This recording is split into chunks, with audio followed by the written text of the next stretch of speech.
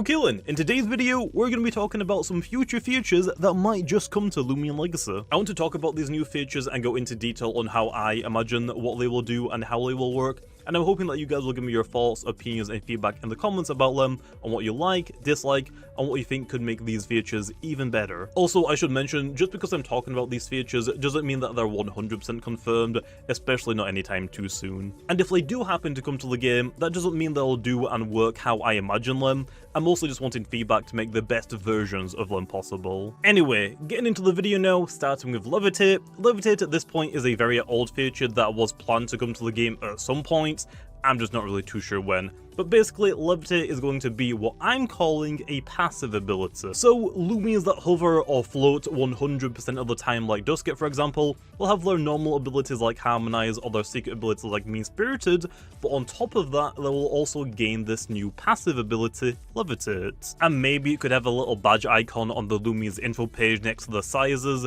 to indicate that this Loomian has Levitate. This Levitate passive ability will allow Loomians that have access to it to be immune to grounded based attacks. This doesn't strictly mean that every Earth-type attack will be treated as a grounded move, but a good majority of the stronger Earth-type attacks will be grounded, like Earthquake and Landslide for example. Whereas an Earth-type move like Mud Spatter for example is just throwing mud at the opponent, which isn't limited to being on the ground, so therefore won't be grounded. And there will also be some other type of moves that will be treated as grounded moves, like Trip Root, Barbs, and Poison Barbs, just to name a few. And of course there'll be some other type of moves that have different interaction with the Levitate passive ability, like a Loomian using the move Take Root, which implants your own roots into the ground to regain health each turn, and it will remove the Levitate passive ability, making the user grounded so you can actually hit it with grounded based attacks. Or a Loomian using the move Swat, which is a pretty weak attacking move, but if used against a Loomian that levitates, will double in power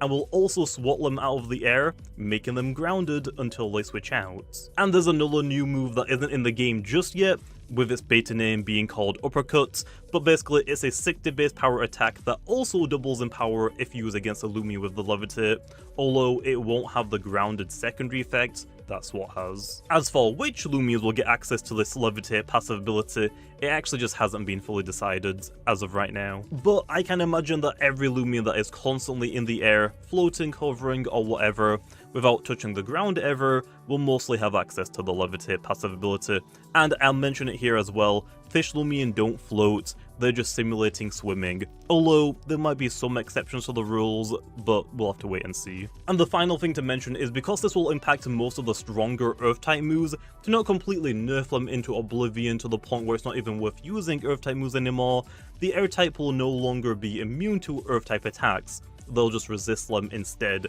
which makes more sense for Loomian Legacy, as air-type moves in our game doesn't necessarily mean flying, it was meant to be more of like an airbender type of thing. Next up is a passive energy regain system, which is a fairly new feature concept that has been requested for a little bit now. But basically with how Loomian Legacy's energy system works as of right now, it heavily favours more defensive, tankier Loomians that are able to spend a turn waiting or resting to get more energy without worrying too much about being knocked out in the same turn. Whereas a more offensive Loomian, like Zulong for example, once it's used up all of its energy and needs to spend a turn to click wait or rest, will most of the time result in it being knocked out, as it's not very defensive at all. There are some items that can help with this, like the energy orb, the chocolate bar and the kabonga coffee, but forcing offensive Loomians to give up items that can let them deal even more damage or be useful some different way isn't really a fix for this issue, and it also helps out more defensive tanky Loomians just as much anyway. So with this passive energy regain,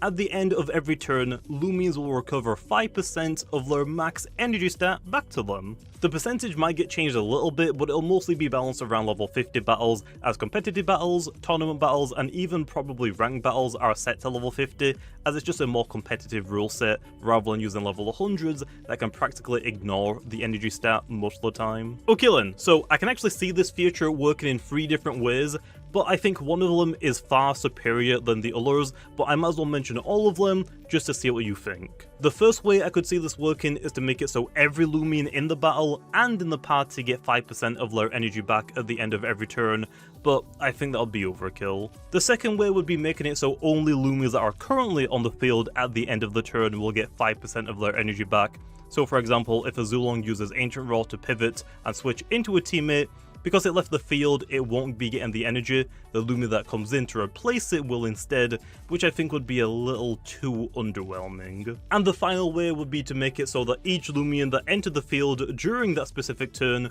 will get 5% of their energy back at the end of that turn. So for example, if Zulong clicks Ancient Raw to pivot and switch into a teammate, because Zulong and the teammate that switched in to take Zulong's place was on the field during the same turn, will both recover 5% of their max energy at the end of that specific turn. Oh, and also with this feature, some moves like a dodge will have to have their energy cost increased to avoid Loomians with absurdly high energy stats to practically use the moves for free, or in some cases, they actually regain more energy back than they use, so yeah, that's a problem. Next up, let's talk about the freeze status ailments. If your Loomian as of right now gets inflicted with freeze, it will lose 1/8 of its max energy each turn. Because of the changes that I want to implement with the passive energy regain system, it would make the freeze status elements mostly useless, as the Loomians that will be frozen will lose energy at the end of the turn because they're frozen, just to regain energy back again because of the passive energy regain system. It kinda cancels each other out. So I'm wanting to make changes to the freeze status element. I could make it so if a Loomian is frozen, they will lose 1/8 of their energy, and on top of that it also blocks the passive energy regain, but I'm not really a big fan of this idea, since the point of the passive energy regain system is to make it so Loomians can attack more, and having something that completely block it is a little too much in my opinion. So instead, I'm wanting to change freeze entirely. I want to change it so instead of making Loomians lose energy each turn, it'll basically be a ranged version of burn. So Loomians that are frozen will lose 1/16 of their health each turn, just like burn, but instead of cutting a Loomian's melee attack in half, freeze will cut a Loomian's range attack in half. With this change, it'll still be useful to use it, but at the same time, it doesn't disrupt a core mechanic of the game being energy that I'm also wanting to try and improve upon. Now to get into the juicy drama features, Mints and Capsules, which I'll say are probably going to get renamed if they do get introduced into the game, but let's start with Mints. I'm wanting these Mints to be items that you can get in the game that you can use on your Loomians to change their personalities. My idea is that if you use a mint on a Loomian species that can lead a rally, you'll be able to change it to totem stats. And if that Loomian species can't lead a rally, like roamers for example, then they'll only be able to change to non-totem stats. Or I guess we could also just split mints into two different items, one to give totem stats and one to give normal stats. I imagine that when you use a mint on a Loomian, it'll give you a UI pop-up similar to the training point resets, where there's 3 drop-down menus, one of them being a little bit bigger than the others, that will let you select which personality traits you want. There are rules that you have to follow for the totem stats, so you won't be able to just choose all positive personality traits without having the drawback of the negative ones. The Smiling Totem allows Loomians to have 2 good personality traits that both give a plus 10% stat increase, but also requires you to have 1 very bad personality trait that gives you a minus 20% stat decrease. And then the Scowling Totem is basically the opposite. It allows Loomians to have 1 very good personality trait that gives you a plus 20% stat increase, but also requires you to have 2 bad personality traits that both give a minus 10% stat decrease. So if you want your Loomian, let's say Deladrix as an example, to be faster and to also hit harder, you can use the first 2 drop-down tables to choose Smart to give you a plus 10% increase to your range attack stat, and then the second option you can use Nimble to give you a plus 10% increase to your speed stat, but it won't let you confirm your changes until you've given yourself a very bad personality trait from the third drop-down table, which in this case we aren't using Deladrix's melee attack stat, so we can choose Very Frail, which will give us a minus 20% stat reduction in it. Or maybe instead you just want your Deladrix to hit as hard as possible and then use an item to increase your speed stat instead, in which case you want to choose a good personality trait from the third drop-down table to give yourself a very smart personality trait, to give yourself a plus 20% stat increase to your range attack stat, and then you'll want to pick 2 bad personality traits from the first 2 drop-down tables, which will choose Frail to decrease our melee attack stat by 10%, and we'll also go with Tender to also decrease our melee defense stat by 10%. Then we can hit confirm to save our changes, which will then use and consume the mint item. Whereas for Loomians that can't lead a rally, therefore won't have access to totem stats like Dusket for example, will only have 2 drop down tables, where you can choose 1 good personality trait like Nimble to give you a plus 10% speeds stat increase, and one bad personality trait like Frail to reduce your melee attack stat by 10%. And there should also be an option to let players choose pure personality traits, which is when you only want one good or one bad 10% personality trait. Which I guess makes sense to include a none option in the drop-down tables, and I guess we could also give the same option for Loomians that have access to totem stats, in case for whatever reason people just want the normal personalities, not the totem ones. That's how I think they should work, but now let's talk about which Loomian should have access to which version of the mints. Like I said earlier, I think that every Loomian that can lead a rally